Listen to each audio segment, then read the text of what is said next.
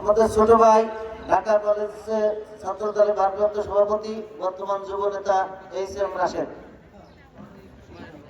বিসমিল্লাহির রহমানির রহিম। সাংবাদিক ভাইরা কই, আমি জাস্ট বক্তব্য দেবো না, শেষ বেলায় আমি লোহাগাবাসীকে একটা মেসেজ দেবো একটা, হ্যাঁ, কিন্তু আপনারা পারলে রেকর্ড করেন।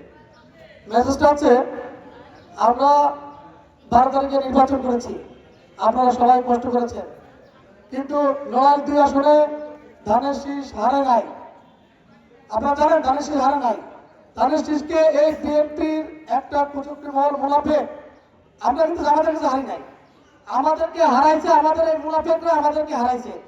এবং আপনাদের কাছে আমি মেসেজটা দিতে চাই, সেটা হচ্ছে এই আমি কেন্দ্রে রাজনীতি করি, অনেকে যারা সারা বাংলাদেশ থেকে যারা বিদ্রোহ করেছে তারা ঢাকা আসে, চেয়ারম্যানের পার্টি অফিসে আসে, সবাই হাতে পায়ে ধরতেছে, কিন্তু চেয়ারম্যানের মেসেজ একটাই, সেটা হচ্ছে যারা আমার দলের সাথে বেইমানি করেছে, যারা আমার সিদ্ধান্তকে বিজ্ঞাপন করতে গিয়েছে, তাদের এই দলে কোনো ঠাঁই হবে না। এবং আপনারা যে কয়জন ভোট দিয়েছেন, এই 50 জন, এই 16 জন ঐক্যবদ্ধ থাকুন।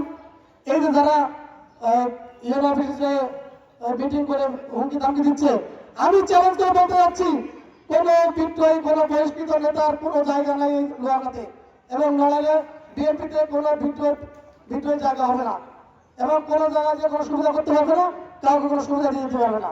আপনারা তাদের কথায় আর পথে বসতে হবেন না। দয়া করে প্লিজ সবাই বিএনপির সাথে এসে সবাই ঐক্যবদ্ধ হন, দলকে শক্তিশালী করুন। আমাদের সামনে অনেক চ্যালেঞ্জ, আমাদের মাননীয় প্রধানমন্ত্রী তিনি দেশ গড়ার স্বপ্ন দেখছেন আপনাদের নিয়ে, আপনারা যে 50 জন 100 জন আছেন, আপনাদের নিয়ে দেশ গড়বে।